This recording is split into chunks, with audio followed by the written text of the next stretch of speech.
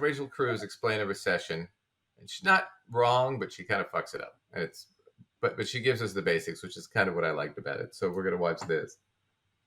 She just doesn't understand it. This is like the kid reading the book report, and you can tell they plagiarized it.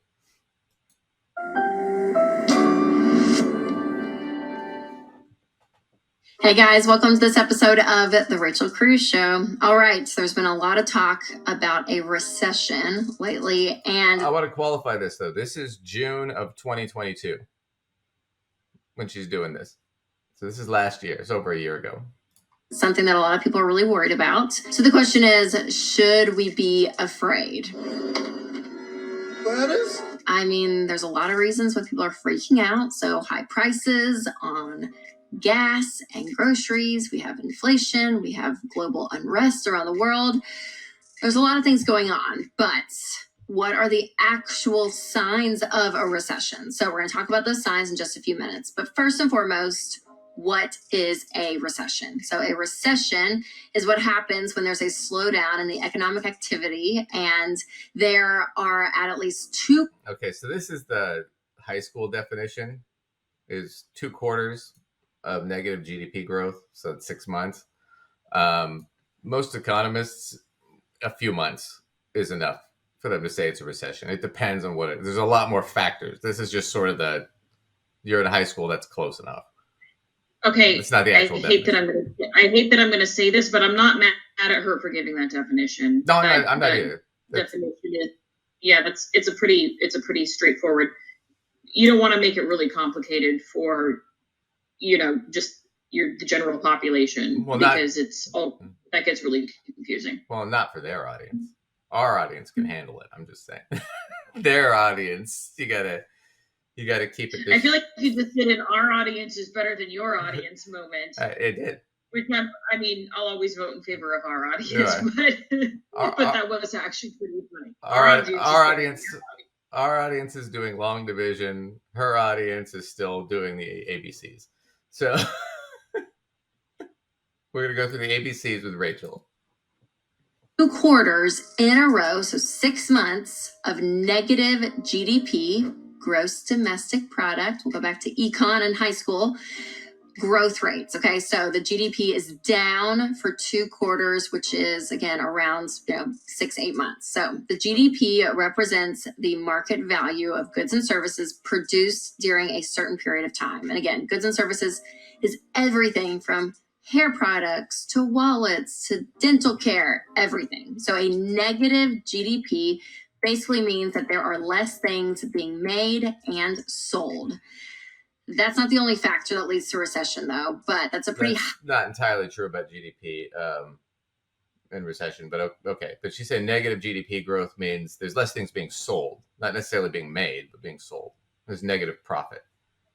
High view of what is a recession and what leads to a recession. So here are some warning signs, again, that a recession is on the rise. That there is an inverted yield curve. So what the heck is that? Why don't you explain this to me like I'm 5?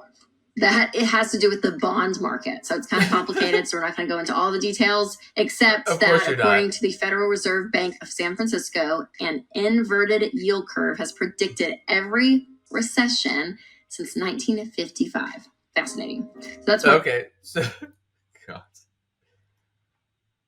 Inverted yield curve, Rachel, Lacey. We're not going into it because it's so complicated. I know it, but I'm not going into it because it's too complicated.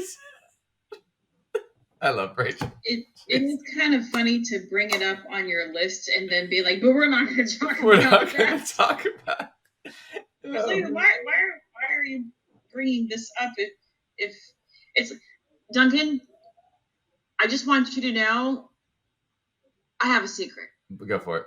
We're not going to talk about it, though. Okay. I don't, it's too complicated. So, it's too complicated. All right.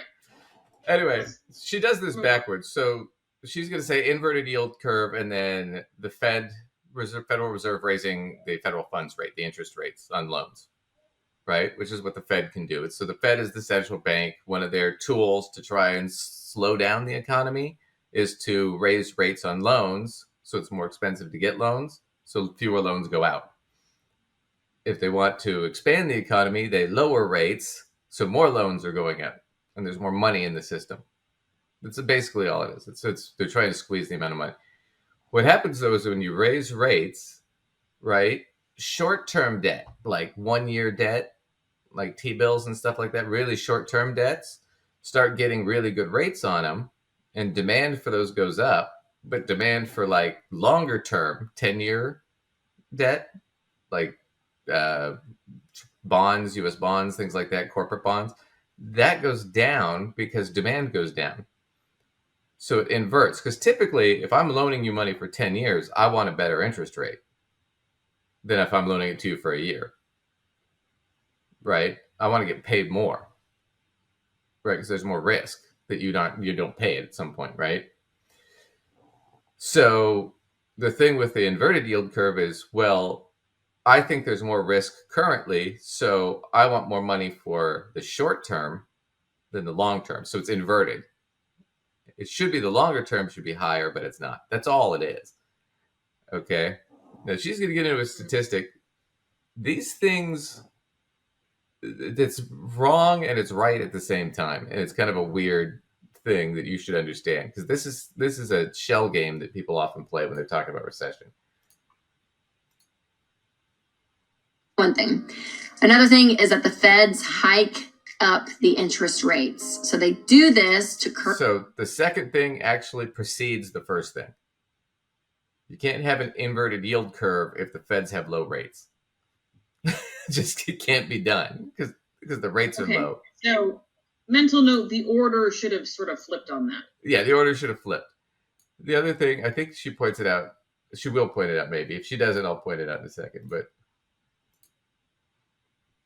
curb inflation, but sometimes it goes a little too far and it creates an entire economic downturn. Also, another kind of red flag is sudden changes in external economic conditions. So, like the rise of oil prices is just. So I want to tell you this. So here's the deal.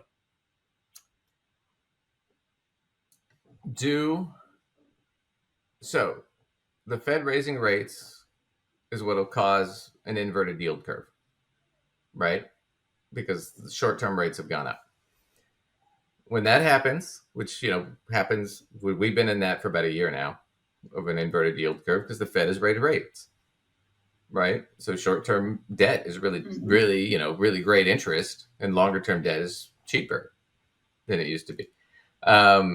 Not cheaper for us, cheaper for the person issuing.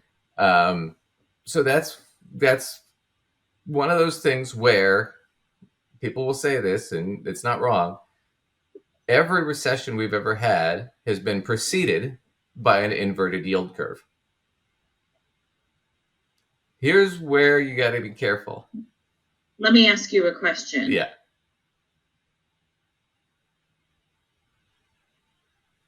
Oh. Have we had a yield curve without a recession? Yes.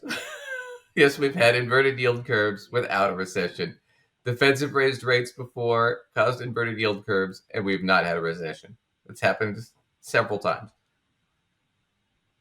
But so we have to be aware of the direction of that.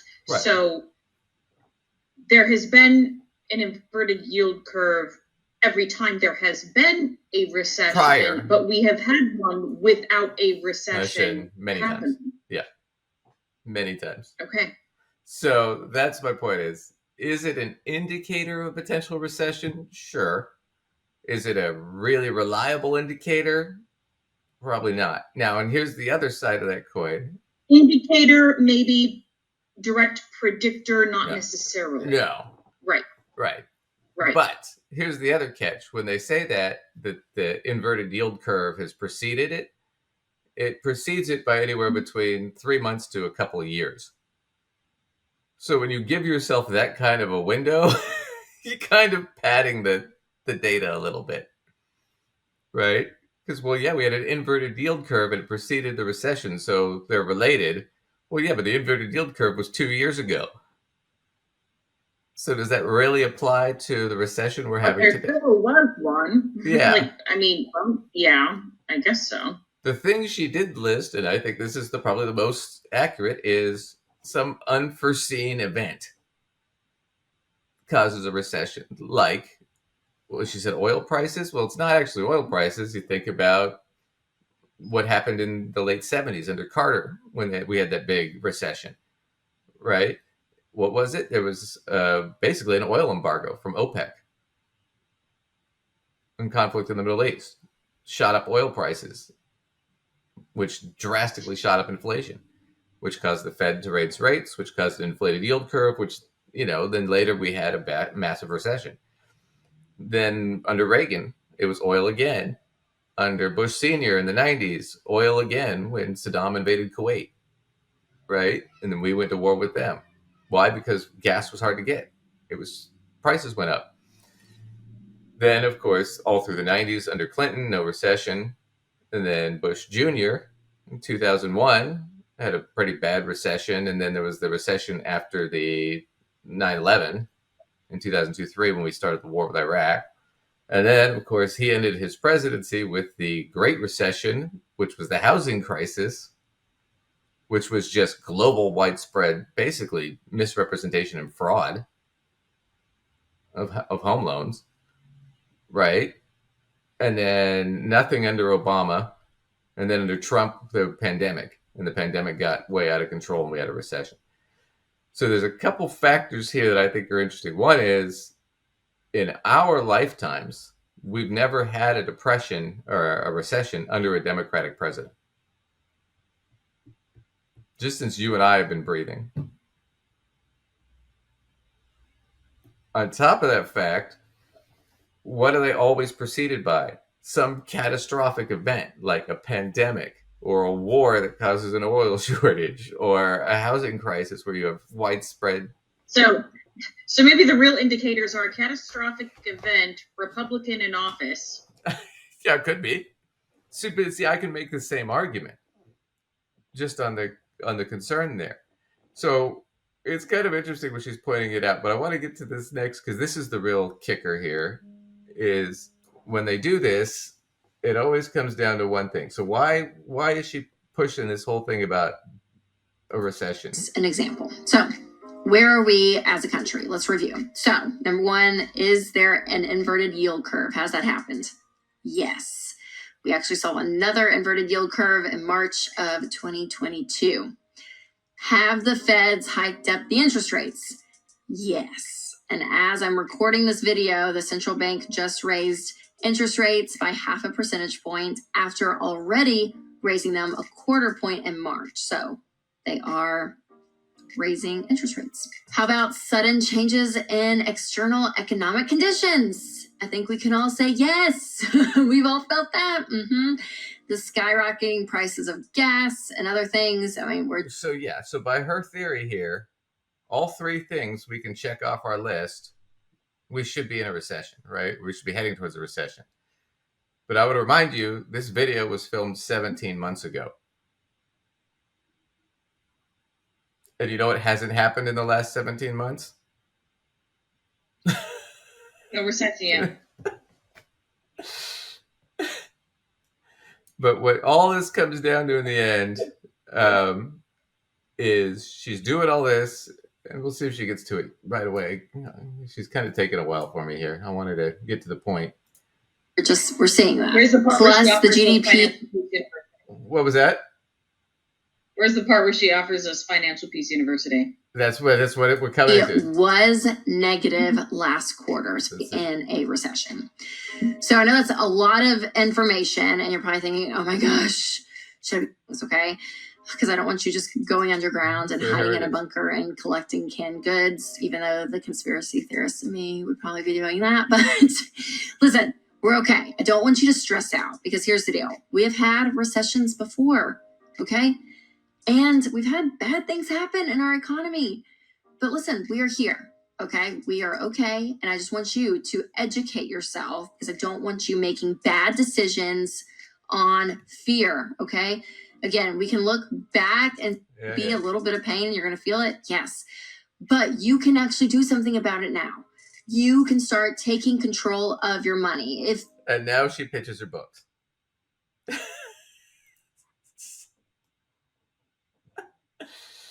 So when you hear this recession shit, that's what it is. Right? When economists... Sales pitch. Yeah, when economists are talking about it, they're talking about what's the likelihood, how long do we think it's going to last, right? But they're talking about it more in a practical sense of, well, let's be fair here. People that are middle or lower income are likely to lose jobs or lose homes during a recession. These are really horrible things. Did you know the death rate in this country goes up by about 100,000 people a year when unemployment goes up by 1%? Because of suicide and addiction and things. She doesn't care. She's rich. A recession's not going to hurt her. She's going to be in great shape. Recessions are actually good because she can get things for cheap now. Because prices will go down. But that's my point, is she's pushing this idea that there's an upcoming recession, so you need to be prepared today, so you need to buy my book. Right. And the funny thing about that is I love how she compares it to like doomsday preppers who prep bunkers and stuff.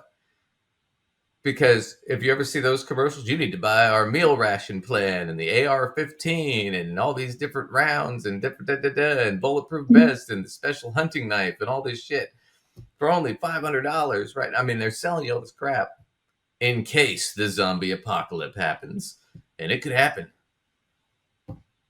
It's the same shit. The same thing. I don't know if you know who Alex Jones is. He's the crazy right-wing radio guy. Oh, no, I don't think I know that one. Trump was a big fan of him. We might do a thing on him. He's funny.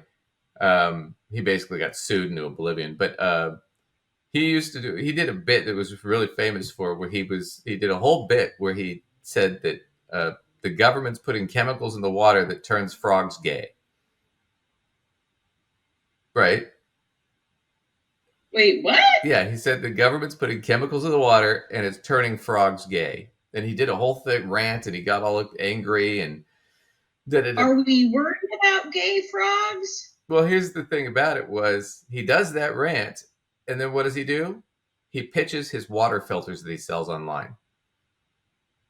So if you're worried about your water supply making frogs gay or turning you gay, I got water filters to sell you. So he has a solution. He just has to invent a problem. And a recession is an easy problem to invent. That's what she's done here. That's what they all do. We'll watch another one in a second. Hold on. So I'm bisexual. So that makes me half gay. So I had half water that somehow turned the frogs gay. Turned me and some frogs half gay. Frogs are fairly hermaphroditic anyway. Frogs switch sexes all the time. But their sex is mostly determined by the water temperature that they're brought up in. I'm being honest, it's weird. Frogs are weird. I kind of broke my brain. I hope we're not going to have to do a lot more hard thinking because I'm stuck on gay frogs. I'm going to spin on this now. Well, I've got one more quick clip, and we're going to go through this one quick. So this is...